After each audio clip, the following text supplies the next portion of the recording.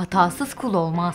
Ama tarihte öyle hatalar var ki yıllar sonra bile kendinden konuşturuyor. Tarihe adını kazıyan küçük hatalar bazen güzel şeylere, bazen de felaketlere sebep olmuş.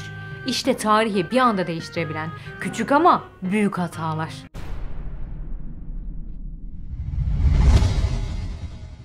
Turistlerin gözde mekanı Pisa Kulesi. Biliyorsunuz İtalya'ya yolu düşen birini Pisa Kulesi'nde fotoğraf çektirmezse dövüyorlar. Bazen başarısız çekimler yapılsa da burası turistlerin sırf fotoğraf çekilmek için bile geldikleri bir yer. En büyük olayıysa kulenin eğik olması. Eğik olmasa zaten yüzüne bakmayız. Şimdi bu kulenin inşaatı 1173 yılında başlar. Her şey güzel giderken ilk 2 kattan sonra kule minik minik eğilmeye başlar. Mimarlar hayda aldık başımıza belayı. Şimdi ne yapacağız diye kara kara düşünür. Bir dolu araştırma yapılır. Pek çok çözüm sunulur. Ama sorun topraktadır. Yumuşak bir toprak üzerine inşa edilmiştir. Zaten adı da Yunanca bataklık arazi anlamına gelen Pisa kelimesinden gelmektedir. Bu sırada savaşlar falan çıkar. Kulenin inşaatı bir türlü bitirilemez. Bir yüzyıl kadar ertelenir. Kule de yavaş yavaş eğilmeye devam eder. 1379 yılına gelindiğinde kule nihayet bitirilir ve bize de eğlence çıkar. O zamanlar mimarlar bu binanın eğildiğini gördüklerinde büyük bir hata olduğunu düşünürken şimdi bu kule dünyanın en ünlü yapılarından biri oldu. Hatta UNESCO Dünya Kültür Mirası listesine girdi. Yıl 1945. Almanya 2. Dünya Savaşı'nı kaybeder. Batı Almanya'yı Amerika, Fransa, İngiltere üçlüsü işgal ederken Doğu Almanya'yı Sovyet Rusya işgal eder. Doğu Almanya'dan batıya yani Berlin'e kaçan insanlar vardır.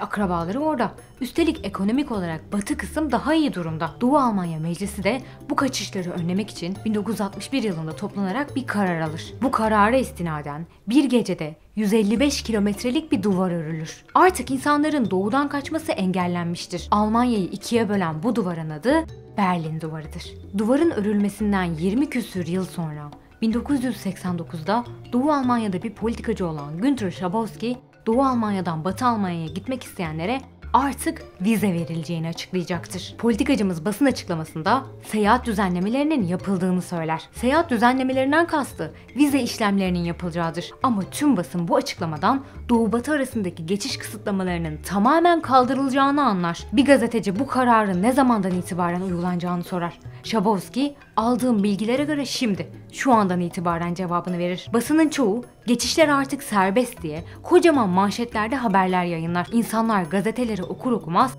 ellerinde balyozlarla sınıra hücum eder. Yıllardır bu anı bekliyorlardır. İnsanlar öyle akın akın gelir ki önüne geçilemez bir hal alır. Hükümet büyük bir isyanla başa çıkmaktansa duvarın yıkılmasına göz yummak zorunda kalacaktır. Politikacımızın kendini net bir şekilde anlatamaması yüzünden Almanya'nın Berlin Duvarı da yıkılmış olur. Bu sayede Almanya birleşerek mutlu mesut yaşar. Sene 1870. Alman bir kimyager olan Erich von Wolff yiyeceklerdeki demir oranını araştırmaya karar verir. Tek tek sebzeleri alarak incelemeye başlar. Sıra ıspanağa gelir. Ispanak bir demir deposudur.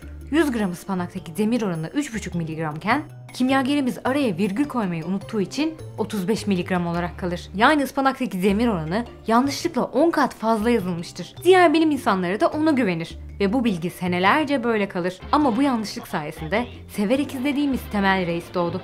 Ispanak yiyerek süper güç haline gelen bir adam çıktı karşımıza. Seneler sonra bu gerçek fark edildiğinde bize Temel Reisimiz kaldı. Tüm çocuklar ıspanak yemek için can attı. Bu yüzden yine de o atılmayan virgüle teşekkür edelim.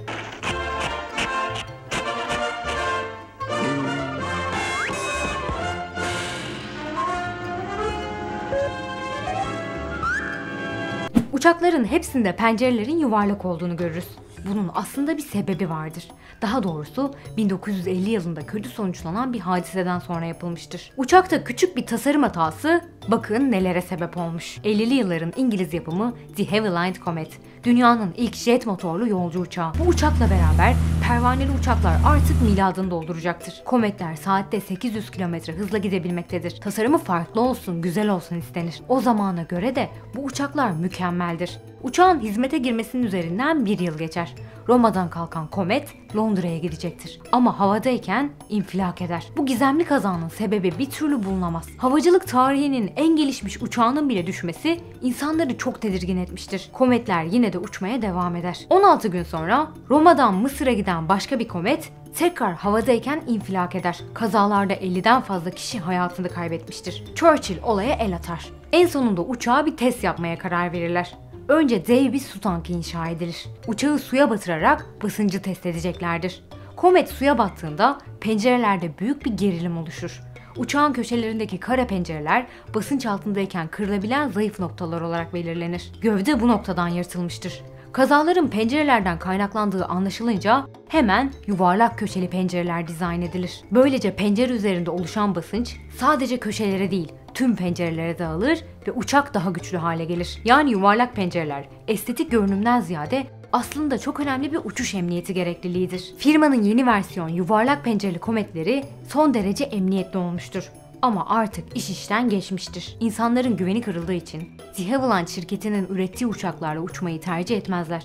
Amerikan şirketi Boeing gibi rakipler de bu İngiliz firmanın açtığı yoldan ilerleyerek jet uçaklarını sunmaya başlar. Sonuç olarak büyük bir risk alarak dünyayı jet çağına getiren İngiliz de Havilland şirketi batar. Boeing de onun açtığı yoldan alır başına gider. Bu kazalardan sonra hiçbir üretici de yuvarlak pencerelerden şaşmaz. Filmlere konu olan meşhur Titanic gemisi. 1912 yılında binlerce yolculu gemi ilk seferine çıkacaktır. David Blair, Titanic gemisinin ikinci kaptanı olarak görevlendirilir. Ancak Titanic'in ilk seferine çok az bir süre kala görevden alınır. Onun yerine ikinci kaptanlık görevine daha deneyimli olan Charles Lightoller getirilir. Titanic'te kaptan ve gemi yöneticileri için çeşitli uzaklıkları net gösteren değişik boyutlarda dürbünler vardır. Dürbünler geminin zemin katında güvenlikli bir odada saklanır.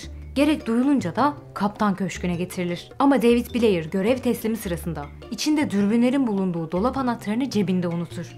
Bu yüzden dürbünlerin olduğu dolap hiç açılamaz. Titanic gemisi sis yüzünden görülemeyen bir buzdağına çarpar ve 1500 kişi hayatını kaybeder. Yoğun sis öncesinde dürbünlere ihtiyaç duyulmuş ama dolap açılamamıştır. Sağ kalanlardan biri olan gözcü Frederick Fleet, eğer bir dürbünü olsaydı buzdağını sisten önce fark edeceğini söyler. Bu detay inanılmaz önemlidir. Çünkü buzdağı bir dakikadan kısa bir süre önce fark edilebilseydi Titanic ve içindeki insanlar hala hayatta olacaktı.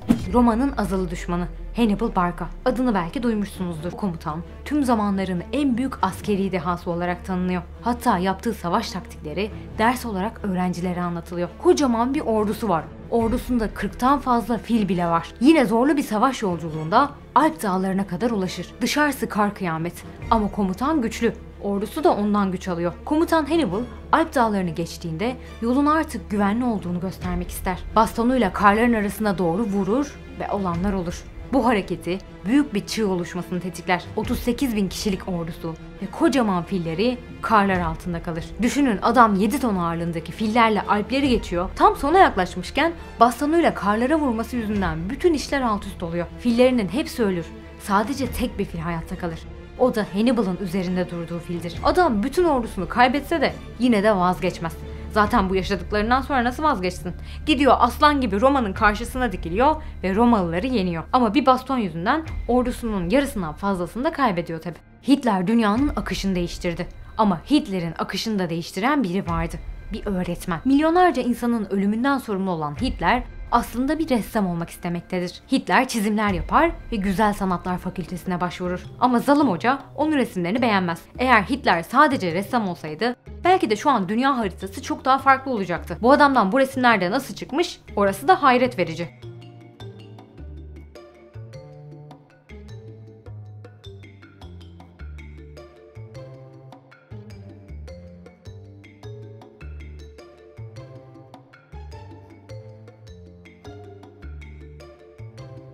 Yıl 1232. Ortaçağ Avrupa'sında bir şeylere şeytan damgası yapıştırmak oldukça popülerdir. Dini yobazlık öyle bir hale gelmiştir ki akıl ve bilim tamamen yok sayılmaktadır. Kedilerden hiç haz etmeyen Papa 9. Gregory, kedilerin şeytan olduğunu ilan eder. Papa'nın çağrısı üzerine on binlerce kedi katledilir. Sadece birkaç aristokratın kedisi hayatta kalmıştır. Bu yobaz papa bugün hala var olan kedilerle ilgili saçma sapan batıl inançların asıl kaynağıdır. Fakat yıllar sonra doğanın intikamı acı olacaktır. Kırım'dan yola çıkan bir gemi ambarında birkaç fare İtalya'ya gelir. Fareler veba taşıyıcısıdır. Avrupa'da fareleri avlayacak kedi kalmamıştır. Vebalı fareler bütün Avrupa'da cirit atmaya başlar. Veba da hızla yayılır. 3 sene içerisinde vebalı fareler toplam 75 milyon insanın ölmesine sebep olur. İşte tarihin ve kedilerin intikamı böyle olur. Bir papanın aptallığını Avrupa ölümle öder.